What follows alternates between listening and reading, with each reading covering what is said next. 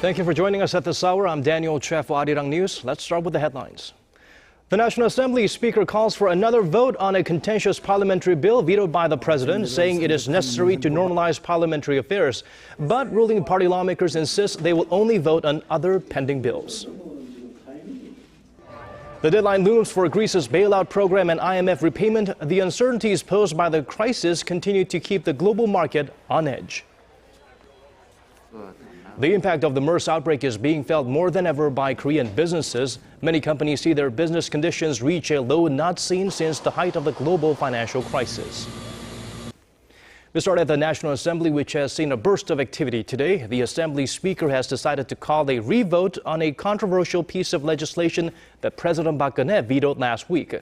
However, the ruling Saenuri Party said it will only attend the session to vote on other pending bills. Our Myung-kil starts us off. The National Assembly will hold a plenary session on Monday to handle the revision to the vetoed parliamentary law. Assembly Speaker Chung Ui-hwa said he decided to call the session to get Parliament moving again. The National Assembly has so many urgent livelihood bills to pass. It was necessary to normalize parliamentary affairs. The move prompted the main opposition New Politics Alliance for Democracy Party to end its boycott of parliamentary business. But the turmoil in the assembly may not be over. Members of Chung's ruling Saenuri Party are not expected to vote on the bill, with Saenuri floor leader Yoo Seung-min saying lawmakers' participation in next Monday's session is not aimed at voting on the issue. That drew another sharp rebuke from the opposition, which called it a cowardly act. The Saenuri Party must take part in the revote and pass the vetoed bill. They shouldn't say two words with one mouth. They shouldn't break their earlier promise to pass the bill. If the bill, which enables lawmakers to request changes to government ordinances, fails to pass again on Monday, it will automatically be scrapped. President Park has said she opposes the legislation because it violates the constitutional separation of powers, saying lawmakers were attempting to challenge the government's administrative power. Myung-kil, Arirang News. Ruling Saenuri Party floor leader Yoo Seung-min has continued with his regular schedule despite mounting pressure to step down. Yoo chaired the party's regular policy meeting this morning as usual and is planning to participate in a government and ruling party consultation session on Wednesday, focused on drawing up a supplementary budget in the wake of the MERS outbreak.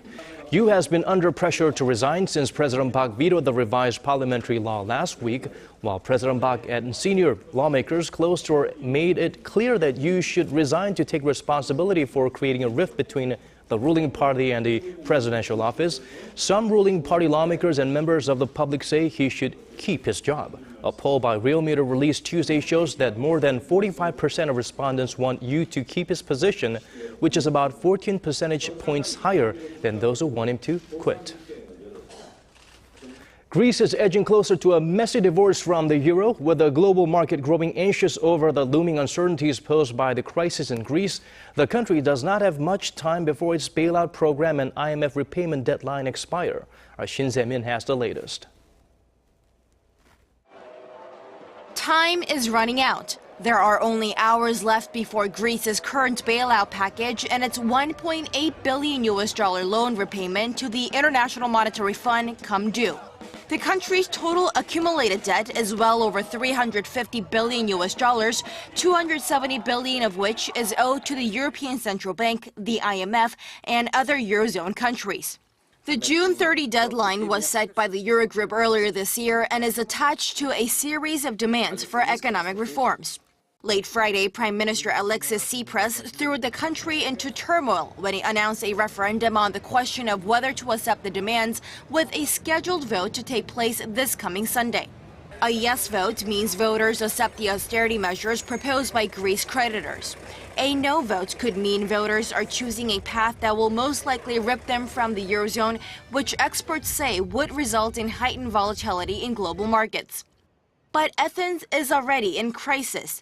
The banks are shut, ATM withdrawals are limited to 60 euros, and Greeks are lined up at supermarkets hoping to stockpile essentials. Greece is at the most critical moment of its modern history, faced with the prospect of disaster, a true disaster, unprecedented in times of peace. The looming uncertainties over the situation in Greece have dented global markets, but not all of them. On Tuesday, Korean stocks closed 0.67% higher and the benchmark Kospi rose over 13 points, a relatively small shift as the news wasn't unexpected.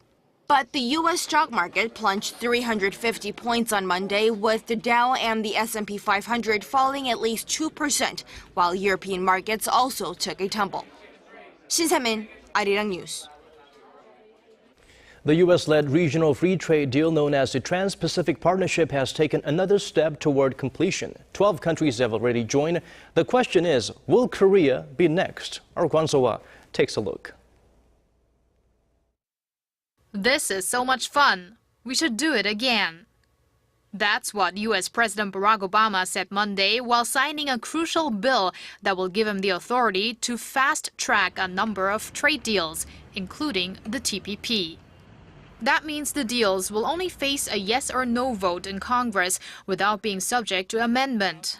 The question here in Seoul is whether the pact will also be fun for Korea, a country that is still deciding whether or not to join.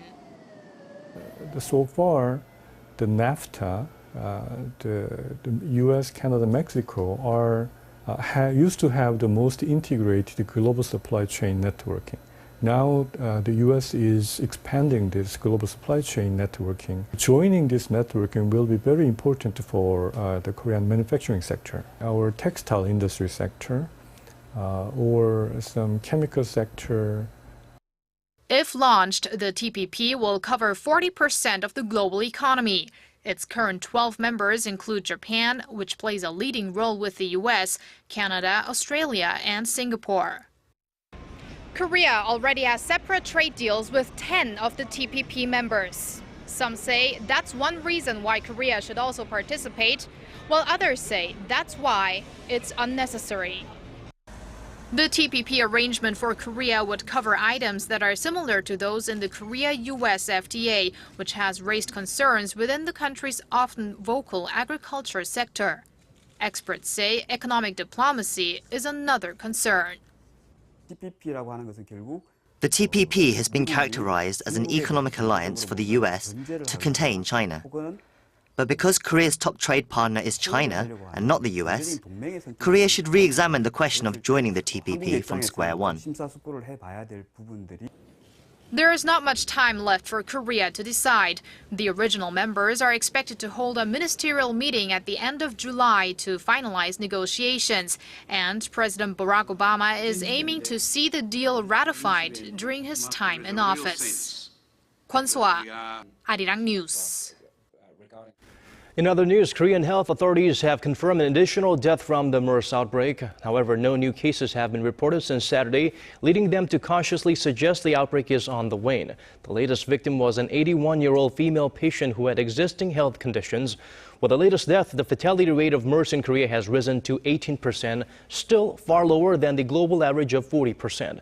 As we said, the number of confirmed cases remain unchanged for the third consecutive day at 182. In addition, 2 more patients, both in their 60s, have made full recoveries, raising the number of patients discharged from hospitals to 95. Meanwhile, Pyeongtaek St. Mary's Hospital in Gyeonggi-do Province, where Korea's first patient was treated before his case was confirmed on May 20th, says it will resume normal operations from Wednesday after the government lifted a quarantine order on the hospital. Sluggish demand and disappointing exports have rocked the business confidence of local manufacturers. An index measuring their sentiment has plunged to a new low not seen since the height of the global financial crisis. Companies have also seen business conditions nosedive since the start of the MERS outbreak. Our Kim Min-ji reports. Business conditions for firms in Korea continue to sour in June, with the key index dipping to its lowest level in more than 6 years. According to the Bank of Korea, the business survey index in the manufacturing sector tumbled to 66, down 7 points on month. That's the lowest since March 2009 when it recorded 56, and even lower than the months following last year's Saenuri ferry disaster. A number below 100 means a larger number of firms feel pessimistic.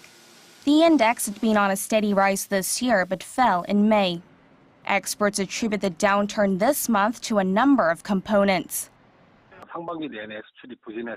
Business sentiment has not been on the good side due to slowing exports and overall weak global economic growth. The MERS outbreak also had a big impact on the June figures. Concerns have been mounting in the wake of the MERS outbreak, which has negatively affected consumption, with the leisure, transportation, and retail sectors hit the hardest. In fact, figures for the non-manufacturing sector also fell 11 points on month to 65 in June. Experts say business confidence may start to pick up in the second half of the year should the MERS outbreak wane and when the effects of the government's supplementary budget start to show up. Kim Min-ji, Arirang News. And this just in on the national defense front, the Korean military on Tuesday announced it has selected Airbus's A330 MRTT air tanker to fuel Korea's fighter jets in midair. The tanker will increase the amount of time the country's fighter jets can stay in the air, as well as its area of operations. The tanker won the bid against Boeing's KC-46A tanker. We'll bring you more updates as it develops. Tensions ran high in the Yellow Sea this morning after a North Korean patrol boat crossed the maritime border between the two Koreas. In a statement, Seoul's Joint Chief of Staff said the North Korean vessel sailed into the southern side of the northern limit line at around 10:22 a.m. on Tuesday. The South Korean Navy fired warning shots at the vessel, immediately forcing it back to the northern side of the border. The statement added that the South Korean military is keeping a close eye on Pyongyang's military movements and remains fully prepared for combat. A South Korean civilian group visited North Korea today to discuss the details of a planned trip there by Lee Hee-ho, the widow of former late President Kim Dae-jung. They returned without fixing a date, but say that they will hold further discussions with their counterparts. For more, return to our Hwang Sang-hee. Returning from Kaesong on Tuesday, South Korean Chief Delegate Kim Sang-jae said a date has not yet been fixed for the former South Korean First Lady's trip to Pyongyang. Kim was one of 5 representatives from the Kim Dae-jung Peace Center who made a day trip to the border town to meet with North Korean officials. We told the North Korean officials that she wants to make the trip in July, if possible. Lee Hee-ho, the widow of former President Kim Dae-jung, has been seeking to visit Pyongyang to give hand-knit hats, scarves, and clothes to North Korean children. On Tuesday, the two sides agreed that Lee will travel by land and visit orphanages in the north. The chief South Korean delegate made clear that the former First Lady was making the trip following an invitation from North Korean leader Kim Jong-un. We reaffirmed his invitation to the former First Lady and discussed how that is the basis of her trip to Pyongyang. If the trip takes place as planned, there's speculation that Lee might be able to meet with the North Korean leader. If she visits the north with a message from President Park Geun-hye, there's a possibility she will meet with North Korean leader Kim Jong-un. If that happens, the trip will represent a positive contribution to improving inter-Korean relations. The delegations from the two Koreas agreed to meet again soon to further discuss the details. Hwang Sang-hee, Arirang News. The leaders of Korea and Japan could hold a summit in the future if a three-way summit with China takes place in the autumn. This according to Japan's Deputy Foreign Minister Shinsuke Sugiyama, who made the statement during a lecture in Tokyo on Monday while addressing the possibility of a bilateral summit between the two countries. Japan's Kyodo News Agency cited Sugiyama as saying that the main question is now whether China will join a three-way summit. If realized, it would be a first trilateral summit since May 2012 and a first Seoul-Tokyo bilateral summit since President Park Geun-hye took office in February 2013. Korea is aiming to cut its greenhouse gas emissions by 37% by the year 2030. Of that, over 25% will be a contribution from reductions in the country's current level, while the remaining 11% will come from carbon credits purchased to offset emissions. The cut means that by 2030, Korea's total overall carbon emissions will be around 535 million tons from 850 million. The government also said it is working to develop the technology to trim greenhouse gases while trying to build more nuclear power plants. Farming may be an unlikely industry to partner up with high-tech firms, but it's exactly what the Korean government is eyeing to revamp the sector. Korea's 14th Innovation Center, aimed at making local farms go smart, opens in Sejong City on this Tuesday. Here's our Song Ji-sun with the details. Farming through your smartphone. That's the idea at the center of Korea's 14th Creative Economy Innovation Center, aimed at converting farming with information and communications technologies. Located in Sejong, the center will turn conventional farms into so-called smart farms, acting as a test ground for the integration of the Internet of Things out in the field. Through monitoring systems embedded in greenhouses, farmers will be able to remotely control conditions like temperature, humidity, and water supply through their smartphones. SK Telecom is supporting operations for the center, providing mobile network systems required for the project. Strategically located in the country's administrative capital, the Sejong Center is also looking to create synergy with other regions. The Sejong Center will work in tandem with biotech research centers in Daejeon and with innovation centers in Jeollanam-do and Gangwon-do provinces to boost startups in the agricultural sector. We aim to foster Sejong City as the mecca of smart farming, sharing its innovations across the country and overseas. Collaboration between the 14 innovation centers is revving up, with projects between the centers and the public and private sectors well underway now. These projects will be exhibited at a creative economy fair in Seoul at the end of the year. Song Ji-sun, Arirang News.